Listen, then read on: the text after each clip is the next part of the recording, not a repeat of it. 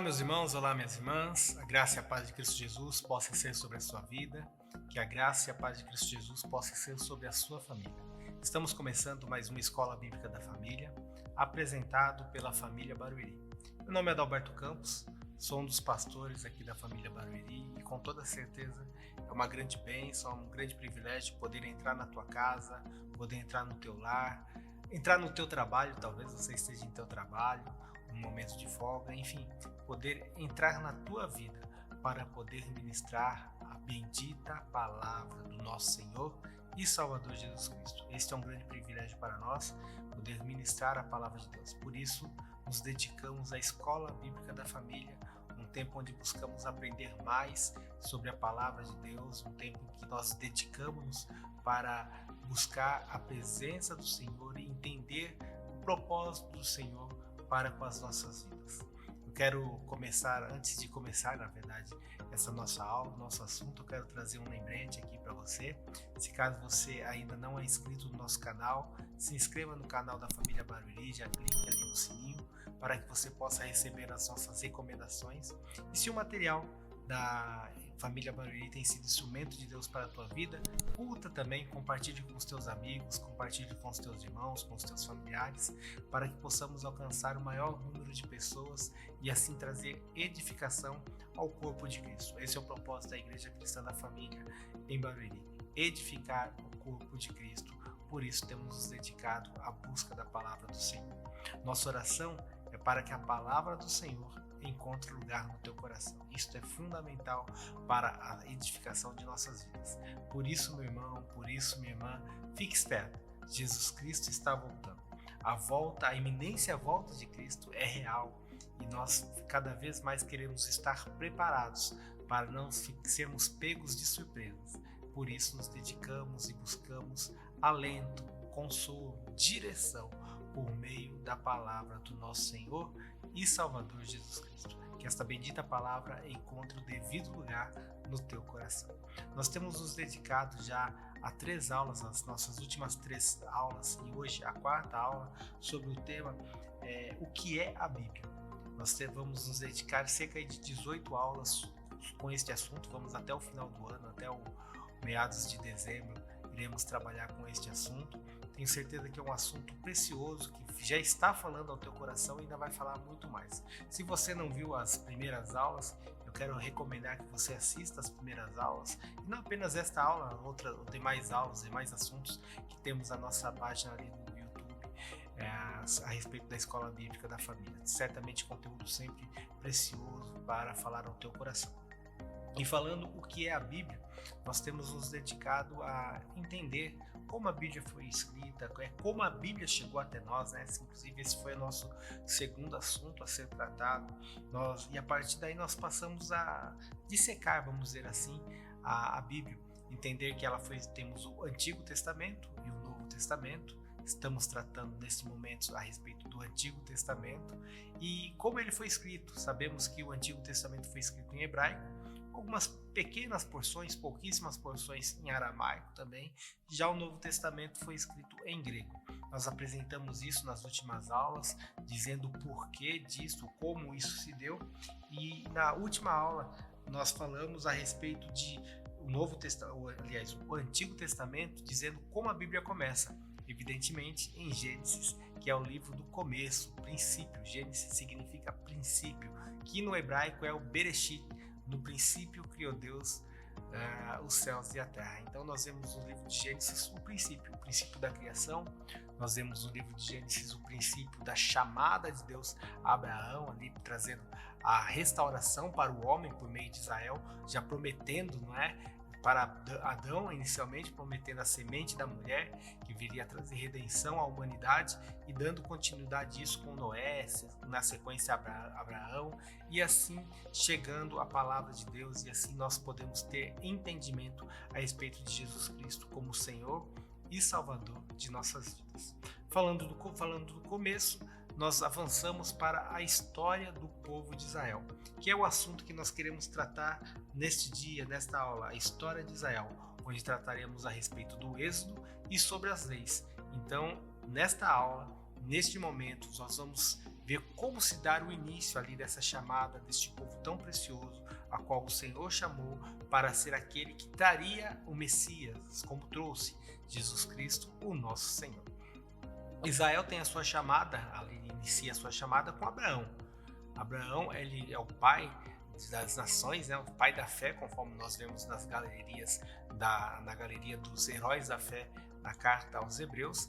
Abraão ali é o pai da fé, ou seja, aquele que introduz a fé salvífica, a fé que traz salvação à humanidade, sendo ele o chamado de Deus para formar a nação de Israel por meio de seu filho Isaque e, consequentemente, por meio do seu neto Jacó, que futuramente vinha a ser chamado de Israel. E esse é o nosso teor, essa é a história que iremos tratar. Um homem, Israel, que tem da sua família, da sua descendência, vem formar uma grande nação, e esta nação traz o Messias de Deus. O Antigo Testamento tem ali os seus primeiros 5 livros, chamado Pentateuco, Penta, exatamente de 5 livros. Ali nós temos o livro de Gênesis, o livro do Êxodo, o livro de Levíticos, livro de Números e livro de Deuteronômios. São os 5 primeiros livros da Bíblia. O livro de Gênesis nós expomos um pouco ele na última aula, onde falamos do começo, que é exatamente essa característica do livro do Gênesis. Já o livro do Êxodo é o livro da saída. Êxodo significa, é uma palavra grega que significa saída. Então ali ela está apresentando a saída do povo de Israel do Egito, quando estavam cativos no Egito. No livro do Êxodo, que nós estamos tratando aqui, lá no capítulo 12, versículo 40, diz assim: Ora, o tempo em que os filhos de Israel habitaram no Egito foi de 430 anos. Nós bem sabemos que ali com Jacó tinha 12 filhos, um dos seus filhos foi vendido, né, como escravo pelos seus próprios irmãos, esse seu filho era José, e foi uma forma de Deus trazer libertação ao seu povo, porque diante daquela situação tão angustiante a qual José foi exposto, Deus usou aquela circunstância, usou o próprio José para trazer libertação ao seu povo, pois uma grande fome, um período de 7 anos de fome, veio sobre a terra, e Deus suscitou, Deus levantou José para José viesse a se tornar o governador do Egito.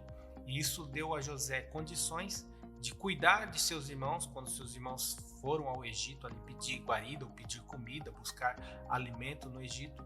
Nós conhecemos, através do livro de Gênesis, essa história, uma belíssima história. Acredito que você conhece. Se você não conhece, não perca tempo, vai estudar sobre isso, vale a pena.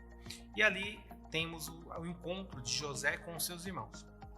A Bíblia fala, no mesmo livro do Êxodo, no capítulo 1 já, né, antes do capítulo que lemos há pouco, no capítulo 1 do livro de Êxodo, diz assim, versículo 8: Entremente se levantou um novo rei sobre o Egito, que não conhecera José. Então, com a morte de José, aquele povo de Israel, os filhos de Israel, os irmãos de José, estando no Egito, passou um tempo, José morreu, e se levanta um rei no Egito que não conhece José. E esse rei passa a escravizar o povo de Israel. Então, aquele povo que era convidado do faraó, porque eles foram convidados para estarem no Egito, mais propriamente na terra de Gósen, que era uma terra muito frutífera, eles de convidados passam a se tornam ali escravos dos egípcios. E são 400 anos, cerca de 400 anos de escravidão. Foram 430 anos no Egito, mas 400 anos, cerca de 400 anos como escravos no Egito. E nesse momento, Deus levanta um novo personagem, uma pessoa muito importante, Moisés, que através de Moisés, Deus liberta o seu povo, livra o seu povo da mão dos egípcios para devolvê-los, para transportá-los de volta à terra prometida, à terra de Canaã, que é o teor do assunto que queremos tratar nesta aula, falando sobre a história de Israel, sobre o êxodo, sobre a saída e as leis.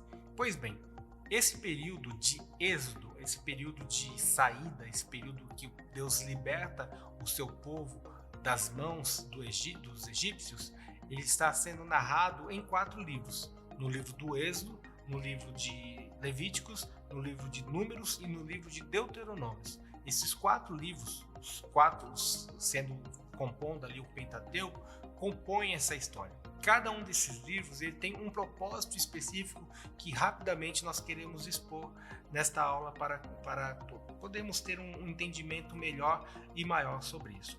O livro do Êxodo é o livro que conta a história, vamos dizer assim.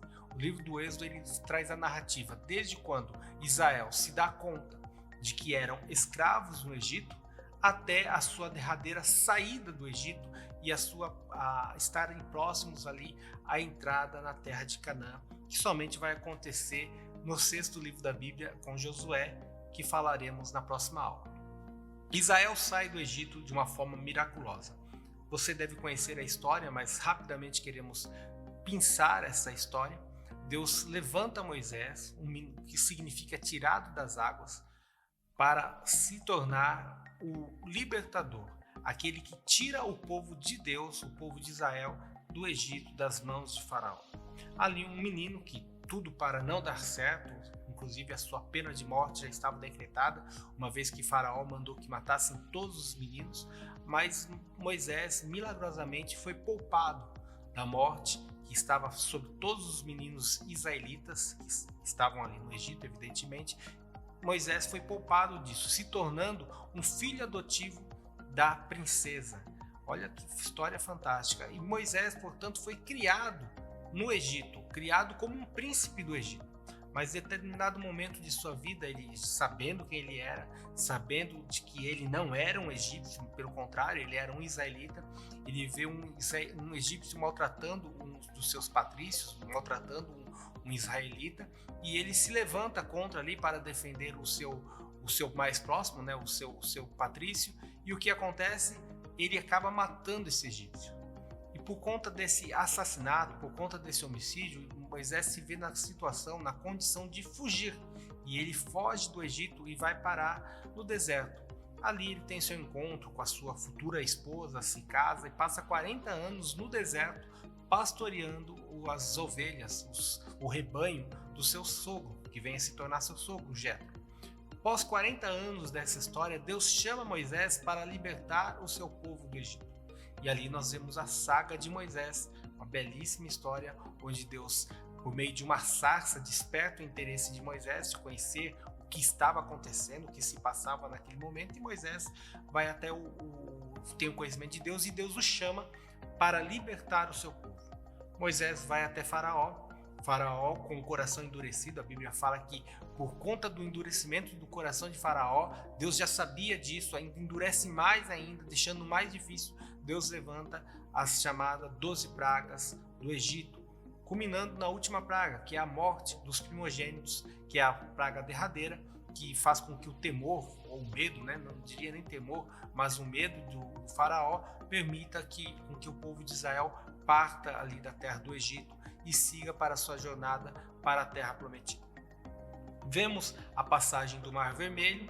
Israel, com os pés enxutos, atravessa o Mar Vermelho, agora instaurando ali o processo, não é, de saída do êxodo do Egito para a terra de Canaã. A partir de então, nós observamos Deus trazendo a lei ao seu povo.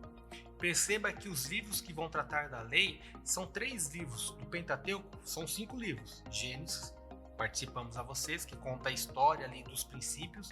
O livro do Êxodo, que conta a história da saída do povo de Israel para a terra de Canaã. E os 3 últimos livros, Levíticos, Números e Deuteronômio, que vão tratar exatamente ou diretamente com respeito às leis. O livro de Levíticos, ele vai tratar a respeito da lei para o ofício, no sacrifício, para o ofício das normas de como aquele povo deveria ser conduzido, especialmente os levitas, especialmente aqueles que tinham a função de conduzir o povo, de cuidar da parte sacerdotal do povo. O livro de Números, mais um livro tratando de história, vai tratar do povo, da sua essência, de histórias importantes a respeito desse período de saída, que são 40 anos, não é? E por último, o livro de Deuteronômio significa repetição da lei. Agora, Deus passa a repetir a lei para o povo. Nós estimamos, né, que exista cerca de 613 leis que compõem esses vamos chamar os 5 livros, o Pentateuco, mas especialmente os livros do Êxodo ao livro de Deuteronômio, são cerca de 613 leis que mostram, que direcionam o povo como deveria ser a sua adoração, que direcionam o povo de como deveria ser a sua conduta. Qual é o propósito da lei? Isso é uma pergunta, uma questão muito importante que devemos revelar, que devemos entender. Primeiramente, Deus está separando o seu povo. Portanto, a lei que nós temos no livro de Levíticos, de Números, de Deuteronômio, do próprio livro do Êxodo, o propósito de Deus ali é diferenciar aquele povo que ele está tirando da terra do Egito dos demais povos. Então, a lei trazia distinção do povo de Deus. Segundo propósito a respeito da lei era preservar o povo. Se o primeiro era distinguir, o segundo é preservar. Por isso, muitas das leis tinham a ver com uma certa, podemos chamar de higiene, leis de condutas, o que deveriam comer, como deveria ser a sua vestimenta, exatamente para preservar aquele povo, para que aquele povo não se contaminasse, não apenas religiosamente, mas também a questão física ou a questão de sua saúde. E por último, poderíamos dizer até mais importante, o propósito da lei, como todo o enredo bíblico, é apontar para o Messias. Então, cada característica da lei, ou cada momento da lei, ela tinha sempre um propósito de apontar o Messias, de revelar o Messias. Os sacrifícios ali expostos era para apontar o Messias, que hoje nós bem sabemos que ali representado em Jesus Cristo, o nosso Senhor. Evidentemente que eles não tinham um entendimento claro, um entendimento lógico sobre isso, mas Deus estava preparando este povo para trazer o Messias. Então, cerca ali de 613 leis que compõem toda essa característica. Dessas 613 leis, nós queremos destacar 10 delas, são destacadas, os conhecidos 10 mandamentos, que você já deve ter visto ou ouvido em algum momento da sua vida. Os 10 mandamentos são expostos ali no livro do Êxodo, no capítulo 20, onde é apresentado, que diz o seguinte: meu povo, eu, o Senhor, o seu Deus, eu tirei da terra do Egito, terra onde vocês eram escravos. Não adore outros deuses, adore somente a mim. A segunda lei dos 10 mandamentos diz: não faça imagens de nenhuma coisa que há lá em cima no céu, ou aqui embaixo na terra, ou nas águas, ou debaixo da terra. Não use o meu nome sem o respeito que ele merece. Guarde o sábado, que é o dia santo. Respeite a seu pai e a sua mãe, para que você viva muito tempo na terra que estou lhe dando. Não mate, não cometa adultério, não roube, não dê testemunho falso contra ninguém. Não cobice a casa de outro homem, não cobice qualquer coisa que seja dele. Perceba que as leis, estas leis têm duas características distintas. Primeiro, com respeito ao relacionamento do judeu, do israelita, junto a Deus. E depois, o seu relacionamento entre eles mesmos, a respeito de não cobiçar, de não roubar, de não matar, de não dar mau testemunho, não falar mau testemunho contra ninguém, a respeitar os pais. Enfim, o propósito de Deus era para que o homem tivesse uma relação com ele e uma relação santa junto ali dos seus irmãos. Esta revelação, ela acontece no Monte Santo, chamado ali Monte Sinai. O Monte Sinai ele está entre o Egito e entre a terra de Canaã, onde Deus fala com Moisés de uma forma muito poderosa, ali em meios a relâmpagos e trovões.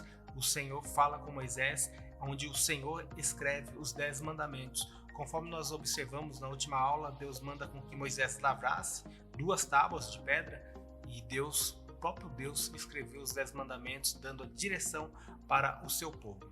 Ali, Deus falava através ou em meio a uma tenda chamada tabernáculo, onde também tinham muitos símbolos nos livros das leis.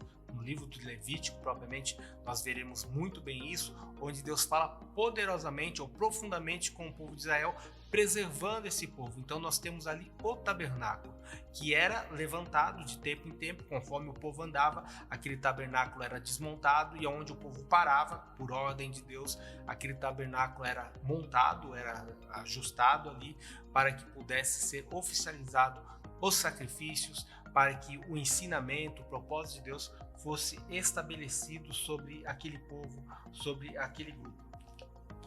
Você vai observar ali, talvez na nossa tela deve ter, uma ilustração de uma tira de couro. É interessante que os judeus, hoje ainda alguns judeus usam isso, eles amarram uma tira de couro, alguns amarram em seus braços, ou então você vai ver, não sei se aqui no nosso material nós teremos isso, mas alguns judeus eles amarram com uma fita, uma caixinha, como uma caixinha de promessas que colocam em suas testas, onde tem trechos da lei, para que eles possam estar sempre ligados a isso, para que a lei possa estar sempre ligada. É um símbolo, evidentemente, que nós não temos a menor necessidade de usar. A lei hoje é escrita em nossos corações, conforme a fé que recebemos em Cristo Jesus, mas os judeus mais tradicionais ou ortodoxos, eles trabalham desta maneira para estarem sempre lembrados a respeito da lei, a respeito do propósito de Deus com as suas vidas, de respeito, de honra ao chamado de Deus. É claro que o seu entendimento ainda é muito obscuro, uma vez que eles não reconhecem Jesus Cristo como o Senhor, que é o propósito da lei, revelar o Messias de Deus. Você sabia que Jesus ensinou que as pessoas não deveriam exibir a sua religiosidade com o fim de serem admiradas? O propósito da lei não é, nunca foi e nunca será exaltar o próprio homem. Pelo contrário, o propósito da lei era trazer luz à fé dos homens, trazer o propósito de Deus. Um texto bastante precioso no Evangelho de Mateus, capítulo de número 23, nós podemos observar. Mateus, capítulo 23, versículo 1 e a partir do versículo 1 diz assim: Então falou Jesus às multidões e aos seus discípulos. Na cadeira de Moisés se assentaram os escribas e os fariseus. Fazei e guardai, pois, tudo o que ele vos disser. Porém, não imiteis as suas obras, porque dizem e não fazem. Atam fardos pesados e difíceis de carregar, e os põem sobre os ombros dos homens. Entretanto, eles mesmos nem com o dedo requerem movê-los. Praticam, porém, todas as suas obras com o fim de serem vistos dos homens, pois alargam os seus filactérios e alongam as suas franjas. Os filactérios são aquelas cordas que eu falei que eles amarravam nos braços, ou seja, eles alargam as leis para o seu uso, mas apertam para as outras pessoas. Amam o primeiro lugar nos banquetes e as primeiras cadeiras nas sinagogas, as saudações nas praças ao serem chamados de mestres pelos homens. Vós, porém, não sereis chamados mestres, porque um só é o vosso mestre, e vós todos sois irmãos. A ninguém sobre a terra chameis como vosso pai, porque só um é o vosso pai, aquele que está nos céus. Nem sereis chamados guias, porque um só é o vosso guia, o Cristo. Mas o maior dentre vós é servo. Quem a si mesmo se exalta será humilhado, e quem a si mesmo se humilhar será exaltado. Jesus está colocando a respeito do propósito da lei como algo muito mais profundo que deveria ser visto pelos homens, que é o propósito de servir, que é o propósito de nos santificar, de nos separar, primeiramente para o serviço de Deus e, consequentemente, para o serviço e o cuidado dos nossos irmãos, dos nossos amigos, daqueles que estão próximos a nós. Portanto, queridos irmãos, a lei é algo muito importante e não deve ser desprezada, mas ela deve ser observada sobre 3 aspectos. O primeiro aspecto, conforme nós declaramos, é o aspecto a respeito de separação, um povo separado, um povo diferenciado dos demais povos. O segundo aspecto é o aspecto da preservação física, preservação moral e preservação espiritual. Este é o segundo aspecto da lei. E o terceiro e maior aspecto da lei é o aspecto de apontar, de direcionar para o Messias, que é o Cristo Jesus, aquele que cumpriu toda a lei. Quando nós estudamos as leis, nosso objetivo aqui não é tratar lei por lei, nós estamos citando, mas não é esse o nosso objetivo. Quando nós estudamos as leis nas suas minúcias, o que nós percebemos? Nós percebemos Cristo, nós percebemos a ação do nosso Senhor e Salvador Jesus Cristo. Que o Senhor possa te falar poderosamente ao teu coração. Ao fim dos 40 anos de peregrinação no deserto, Deus vai falar novamente com o seu povo e nos encontramos ali no livro de Deuteronômio, que significa a repetição da lei. Você deve saber disso. Se não sabe, é um bom momento para saber. O povo de Israel acabou ficando pelo deserto, uma boa parte, podemos dizer, porque não creram na saída ou na promessa de Deus. Então Deus colocou uma ordem: olha, esses que pecaram, esses que não creram, não entrarão na terra prometida. Porém, os filhos deles entrarão. A não ser Caleb e Josué, que foram os únicos que creram na chamada de Deus, no propósito de Deus, somente Josué, Caleb e os filhos daqueles que saíram do Egito entraram na terra prometida.